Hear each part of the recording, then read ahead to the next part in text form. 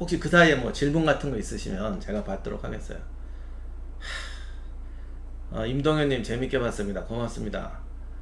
아, 고맙긴 한데, 지금 전국시대는 진짜 고민 많이 했는데, 정말 고민 많이 했는데, 그래도 반응이 좋아서 다행이에요. 네. 네, 팔라티노도 나오고. 오늘 저 두 화면 쓰고 또, 뭐지? 이걸 뭐라고 했지? 멀티 화면 쓰거든요. 네, 박사님 연구, 예, 제 연구실 맞아요.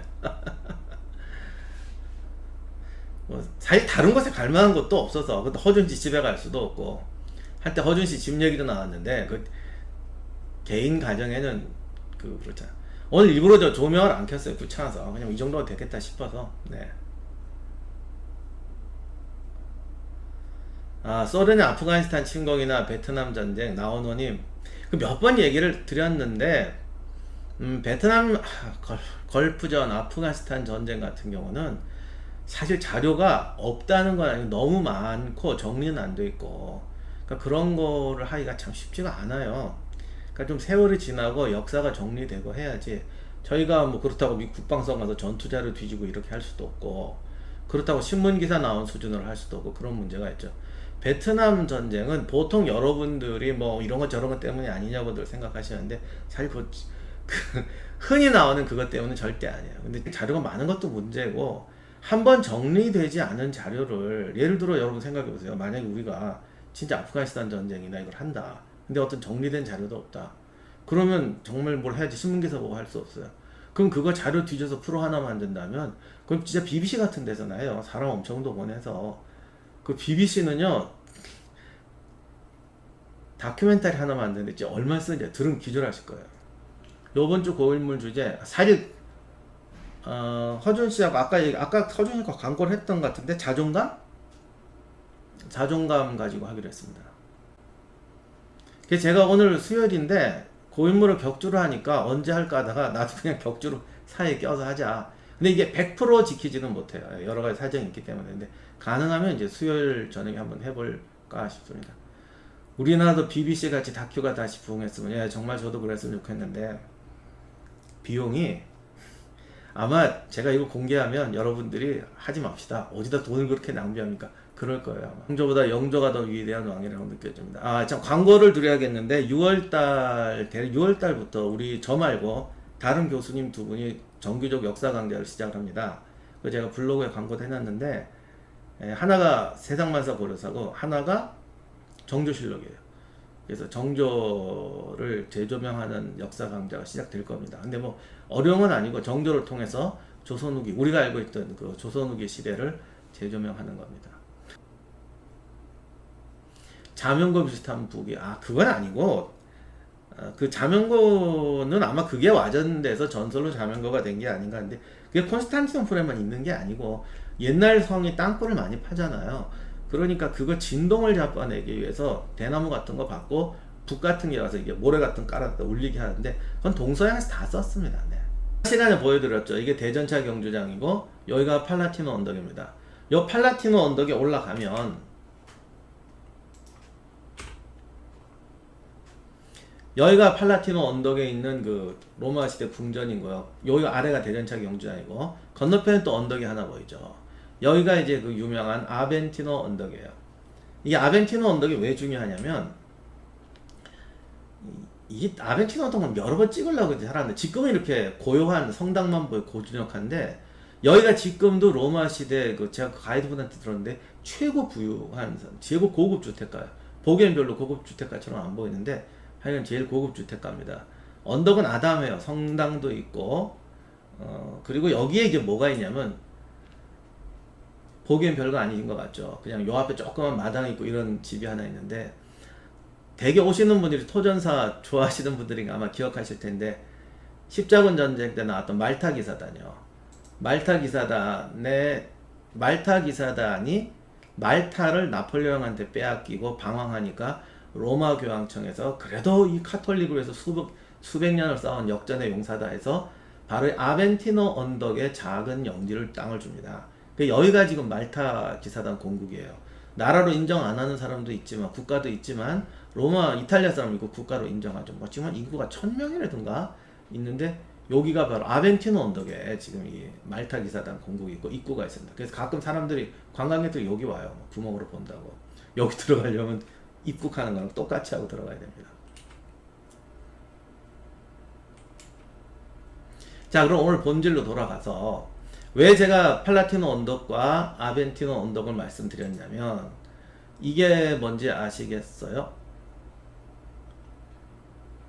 이게 로마 시청, 옛날 로마 시청 옆에 있는 유명한 건물이 저기 조각이죠. 바로 로물루스와 늑대젖을 먹고 자랐다는 로물루스와 레무스를 묘사한 저기 조각입니다. 그러니까 로마의 건국. 이게 뭐랄까, 우리 같으면 뭐 주몽이 알에서 깨어났다 할 때, 알에서 깨어나는 뭐 주몽 같은 걸 묘사한 그런 조각이죠. 그야말로 로마 건국의 상징인데, 잠깐만요. 임시정부 아니고 거긴 정식 정부예요. 우리는 국가로 인정하지 않지만. 자, 이 로물루스와 레무스 얘기는 뭐냐면, 뭐 제가 앞에 얘기는 좀 생략하고, 뭐 누가 어떻게 돼서 이렇게 해서 어느 왕녀가 저기 아이를 낳게 돼서 그 아이를 강물에 띄웁니다. 그 영웅설화 중에는 뭐 성경의 모세에게도 있지만 이 강물에 띄우는 얘기가 왜 이렇게 많은지 저도 모르겠어요. 이게 동시다발로 이런 건지 보고 뺏긴 건지 모르겠습니다만, 아무튼 왕녀가 아이를 물에 띄우죠. 그게 티베르 강을 따라 흘러와서 팔라티노 언덕 기슭에 닿습니다. 그런데 이 아이를 무슨 주몽이 알을 새들이 덮어줬다는 것처럼 늑대가 젖을 먹여 키우게 되죠. 이거를 뭐 돼지치기라기도 하고 하여간 목동이라고 하고, 어떤 분이 이걸 보고 아이를 데려가서 키웁니다. 이 아이가 로물루스와 레무스죠. 그래서 이 로물루스와 레무스가 성장을 하게 되는데, 로물루스와 레무스는 용사로 자라나요. 그래서 이 팔라티노 언덕, 지금의 그 포로 로마노 주변에 있던 양치기들이 그 알비라는, 그러니까 자기가 원래 그 떠내려온 그 공주가 알비의 공주인데, 알비의 지배를 받고 있었는데, 여기서 이제 요즘 말로 하면 뭐랄까, 혁명을 했다고 할까, 민중투쟁을 했다고 할까, 그렇게 돼서 저기 이 지역을 요즘 말로 해방을 시키죠. 그리고 자기들의 나라를 세웁니다. 뭐 여기까지는 그냥 넘어가는데, 중요한 건 여기서 이 두 형제가 싸우게 돼요. 주변 사람들을 통합을 해서 도시국가를 세우는데, 뭐 때문에 싸우냐면은 로물루스는 팔라티노의 궁전을 짓자, 그러니까 거길 중심으로 하자 그러고, 레무스는 건너편에 아벤티노를 저기 뭐랄까 수도라고 할까, 하여간 뭐 거주지로 하자 그럽니다. 그러다가 로무스가 성벽을 쌓으니까 레무스가 화가 나서 공격하다가 로물루스의 부하 손에 죽습니다. 그래서 모든 영웅 이야기가 그렇듯이 형제의 우애는 동족 상잔의 비극으로 끝나게 되죠. 그래서 뭐 로물루스가 팔라티노에 이제 로마를 세웠고, 그게 도시국가 로마의 출발이다라고 합니다. 근데 이게 자세히 위성지도를 보면 이게 콜로세움이고요. 여기가 팔라티노 언덕이에요. 아까 그 사진 보여드린 여기가 대전차 경주장이고, 요 아래가 이제 포로 로마노, 여기가 이제 포로 로마노 중심인데, 요 팔라티노 언덕 건너편에 있는 게 아벤티노 언덕이에요. 그러면 이 팔라티노와 아벤티노가 이 대전차 경주장을 사이에 놓고 있는 이 두 언덕이 왜 싸웠느냐, 이 이야기를 사실 좀 몰아보면, 로물루스와 레무스가 정말 쌍둥이 형제였을까? 그날의 전투, 로물루스와 레무스가 로물루스를 공격했는데, 그날 이 성벽에서 레무스의 아버지, 그러니까 사실은 로물루스와 레무스의 아버지죠. 아버지, 그들의 삼촌도 다 같이 전사합니다. 이건 뭘 의미하겠어요? 온 가족이 로물루스에게 덤빈 거겠어요? 아니면 사실과 로무스와 레무스는 다른 형제가 아니라 다른 집단이었는데, 이 아벤티노에 있던 집단과 로무스가 연합해 있다가 둘이 분열하면서 팔라티노를 공격했고, 거기서 패전해서 레무스는 죽었다. 그리고 로물루스 후에 로물루스의 전설이 사실 레무스와 로무스는 형제였다고 한 게 더 가능성이 있을까? 후자가 당연히 가능성이 있죠. 그러면 왜 이 집안이 싸웠냐라는 겁니다. 로마는 7개의 언덕으로 만들어졌다는 도시라고 하는데요. 이게 나중에 포로 로마노하고도 중요한데, 사실 7개 언덕엔 설이 많아요. 근데 아벤티노, 뭐 팔란티노, 뭐 여기 퀴리날리 언덕 이게 지금 깎아져 갖고 여기 해서 뭐 여러 개 언덕이 있는데 사실 일곱 언덕이 뭐냐는 거기서 이설이 있고 지금은 산을 많이 깎아가지고요 옛날처럼 게 날카롭지는 않은데 사실은 이 로마 일곱 언덕이 팔라티노 이쪽 강변으로 해서 이렇게 뺑 둘러서 산줄기로 연결되어 있는 분지 같은 데였어요. 아벤틴이 그 앞에 톡 튀어나와 있는 데고. 그래서 이 로마 일곱 언덕 중에서 아벤티노를 넣냐 빼느냐 말이 많은데 이게 가만히 보면은 이 지역을 통합해서 국가를 세웠어요. 근데 아벤티노에 둔다는 건 아벤티노가 똑 떨어져서 나머지 일곱 언덕 지역을 지배하겠다는 그런 지정학적 위치가 있어요. 근데 팔라티노로 들어오면 이 연결된 일곱 언덕 안에서 가장 요새화되고 뭐랄까 입지도 좋은 지역에 팔라티노를 세운다는 거죠. 이게 진짜 그랬는지 가짜. 아이고 기자님도 오셨습니까? 반갑습니다. 기자님 이게 확실히 더 좋다니까. 그래서 이 팔라티노 언덕의 레무스하고 차이는 뭐냐면 우리가 역사를 볼 때요 항상 어떤 나라를 세우고 뭔가를 만들 때는 혼자는 못 세우잖아요. 그럼 이제 주변 집단을 결속시켜서 뭔가 뭐 혁명을 하든 투쟁을 하든 독립투쟁을 하든 합니다. 그리고 뭔가 산 내로를 세울 때 여기서 갈라지는 게 뭐냐면 과거에 여기를 연합했는데 우리는 아벤티노가 주력이 됐지 않냐, 우리가 왕이 되고 나머지를 지배하겠다라고 생각하는 사람과 이런 식으로 지배하는 걸 옛날이다. 이제 우리는 뻗어나가야 되는데 이 언덕 하나 갖고 뭐하냐, 7개의 언덕을 합쳐서 한 개의 나라를 만들자. 물론 대장은 자기가 하지만 이렇게 생각하는 사람들. 기업도요 어느 기업이 성장해서 합병을 하잖아요. 근데 합병을 당한 기업이 나중에 보면 이제 시대적으로 시대가 바뀌니까 더 유망한 거예요. 그러면 과감하게 그걸 주력 기업을 하고 그걸 개편을 해야 되는데 우리는 원래 여기서 출발했잖아. 그래서 그걸 붙들고 있다가 오히려 몰락해버리는 기업도 상당히 많습니다. 그래서 로물루스와 레무스 얘기는 쌍둥이 형제가 뭐 이렇게 권력을 앞에 놓고 싸워서 비극적인 운명을 맞았다라는 가족사일까, 아니면 세상을 이끌어 나가고 시대 변화에 조응해 나갈 때 과거의 자기 습관과 자기 영역을 집착하느냐, 아니면 시대에 맞는 새로운 영역과 방법을 추구하느냐. 여기서 차이는 후자는 경험과 사례가 있고 후자는 경험과 사례가 없고, 팔라티노 같은 경우는 경험과 사례가 없고, 아벤티노 같은 건 과거에 하던 방식이라는 거예요. 그래서 시대를 앞서가는 영웅, 나라를 건국하는 사람은 이 사실 주먹 얘기도 똑같습니다. 구조로 보면. 그래서 뭔가 미래를 향해 도전할 수 있는 사람이라는 거죠. 그래서 로물루스와 레무스의 전투는 단순히 형제 간의 고륙상쟁이 아니다. 미래를 대하는 태도의 차이다. 그래서 플루타르쿠스가 플루타르크 영웅전 1편에 로물루스 얘기해서 내린 결론이 뭐냐면 영웅은 불확실한 미래에 도전하는 용기를 지닌 사람이다.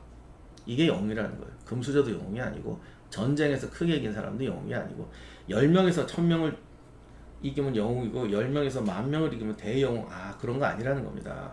10명에 100명을 이겼던, 10명이 10명을 이겼던 그 사람이 과거 속에 살고 있느냐, 아니면 미래를 보고 그리고 전례와 방법과 사례가 없는 불확실한 미래에 도전해서 새 세상을 열었느냐의 차이라는 겁니다. 이게 제 얘기가 아니고 플루타크 영웅전의 1편 1장에 나오는 얘기예요.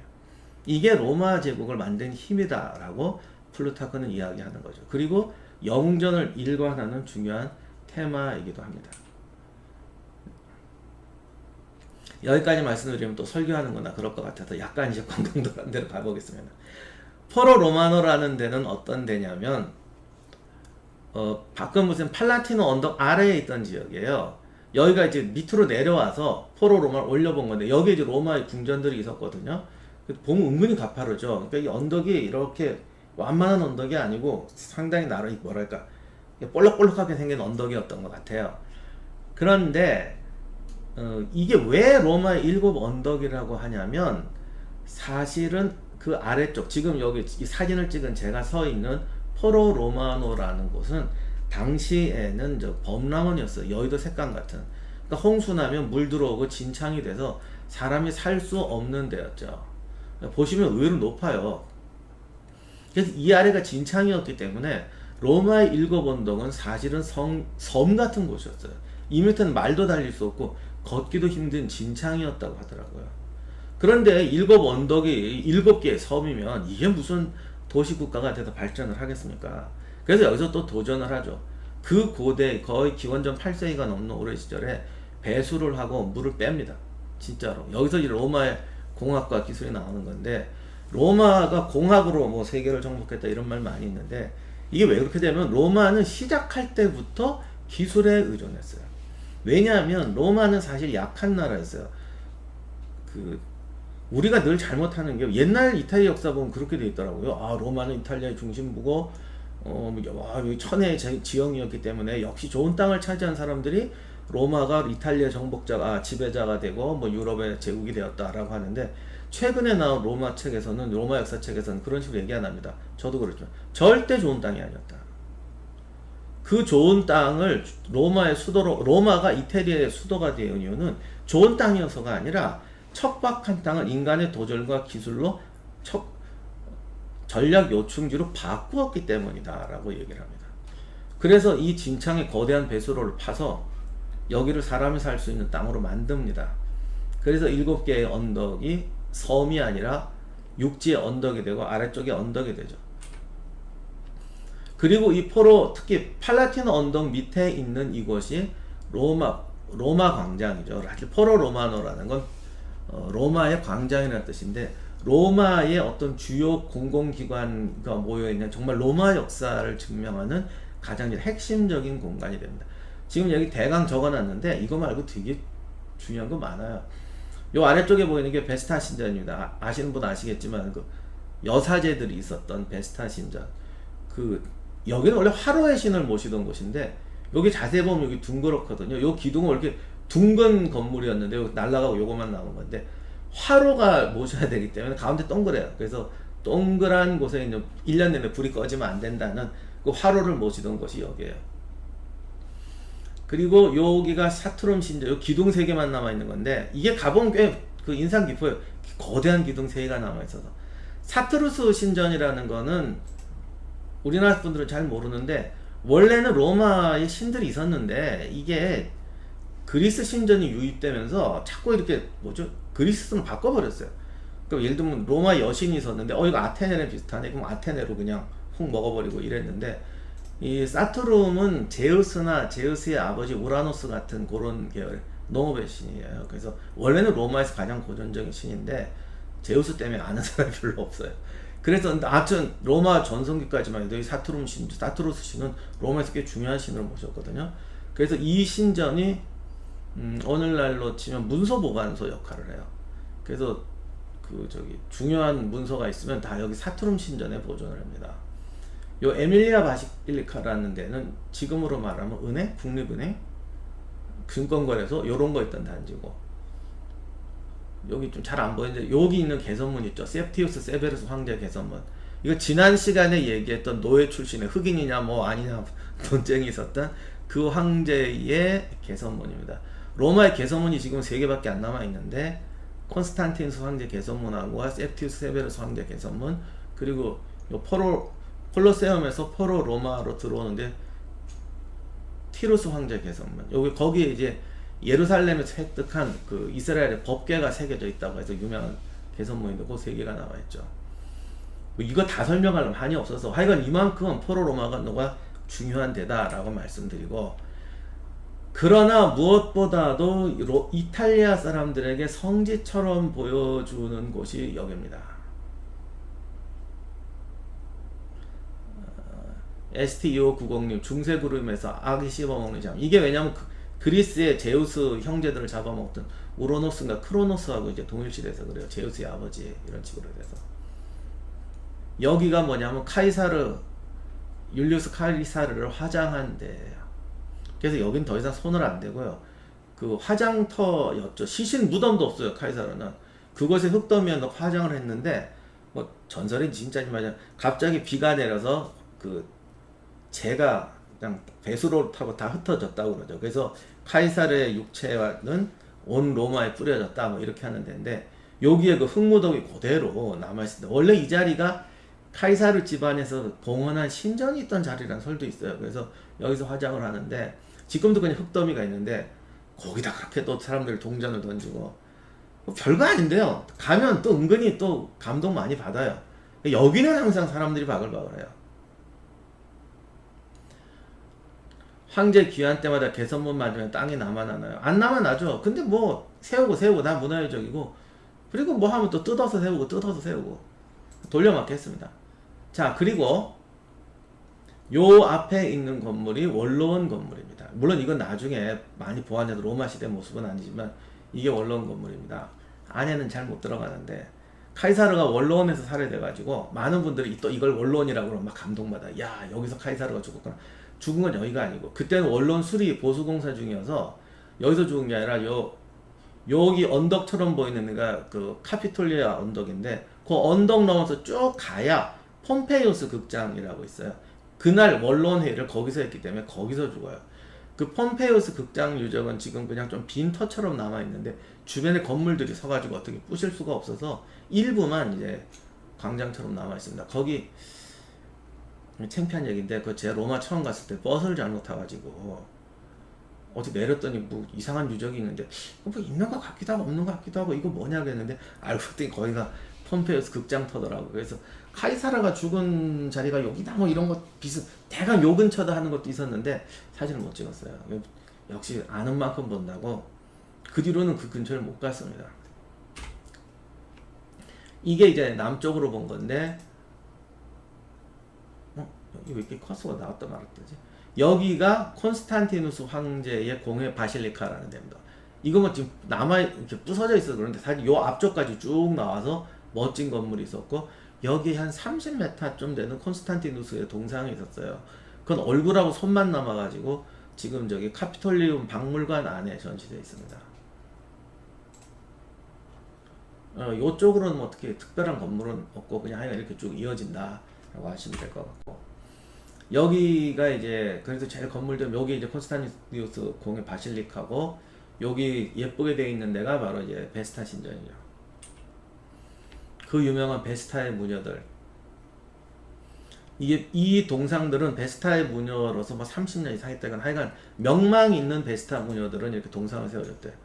그런데 이게 얼굴이 남아있는 경우가 거의 없어요. 우리나라는 코를 떼가는데 얘들은 왜 이렇게 목을 잘라가나 몰라. 그래서 상당히 조각들이 우아가 이게 머리가 잘 남아있으면 참 좋을 텐데 그래요. 근데 약간 제일 인기 좋은 자리 중에 하나죠. 이렇게 보면 베스타 여신들 명망 있는 사람들의 이제 동상이 쭉 서 있습니다.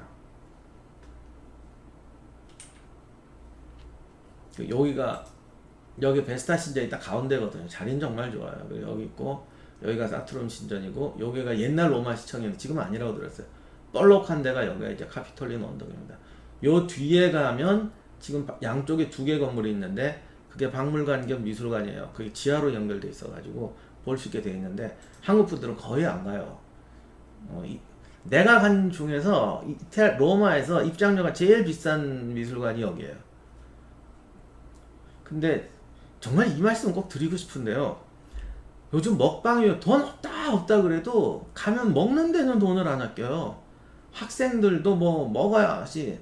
근데 잘 줘도 뭐 먹는 거 여행의 즐거움이 먹는 건데 먹는 거 갖고 뭐라고는 안 하는데 그렇다고 삼시세끼 다 잡을 필요도 없고 한 번 잘 먹으면 되잖아. 근데 뭐 입장료가 뭐 5,000원만 넘어가면 비싸 안 가? 막 그러고 안 가는데 여기 카피톨리움은 비싸긴 하지만 들어가 보면 굉장히 좋은 유적 유물들이 많습니다. 그래서 한 번쯤 꼭 가시면 2만원 아끼지 마시고 그 조각 같은 거 정말 좋아요. 그러니까 바티칸 말고요. 바티칸 말고 그리고 바티칸에도 없는 독특한 조각들이 있어요. 그래서 로마에서 로마 조각의 정수를 본다 그러면 카피톨리오 박물관하고 바티칸 두 개는 꼭 봐야 돼요. 여기는 바티칸에서 볼 수 없는 것들이 있기 때문에 한번 꼭 가보시라고 권하고 싶어요. 여기까지입니다. 너무 길게 하지 말라고 그래서. 그냥 볼 때는 그냥 허접해 보여요. 이제 뭐 사람들 취향 나름이겠죠. 여러분이 그게 허접해 보이실 수도 있고 뭔가 생각을 하고 보면 느낌이 오는 경우도 있고요. 네. 먹는 돈 아껴서 입장료. 입장료 아껴서 먹는 분을 뭐 탓하는 건 아니야. 뭐 어쨌든 뭐 즐거우면 되는 거니까. 그 이제 질문이 일단 너무 크게 나오고 뭐 대답하기 힘든 질문 나올 때는 이게 끝나야 될 시간이더라고요. 그래서 하여간 오늘 감사드리고 다음번 방송은 제가 어떻게 될지 잘 모르겠는데 수요일날 할 수도 있고요. 네, 지금 가능한 한 고인물하고 건너뛰면서 좀 해보려고 하는데 그때 좀 많이 와주시고 다시 한번 광고 드리지만 저희 채널에서 저 외에 교수님 두 분이 이제 역사 강좌를 시작합니다. 고려사하고 조선 후기. 제가 조선 전기랑 할까 하다가 이거 상황 봐서 하려고 하는데 아무튼 앞으로 좀 많이 지원해 주셨으면 감사하겠습니다. 대단히 감사합니다. 다음에 또 뵙도록 하겠습니다.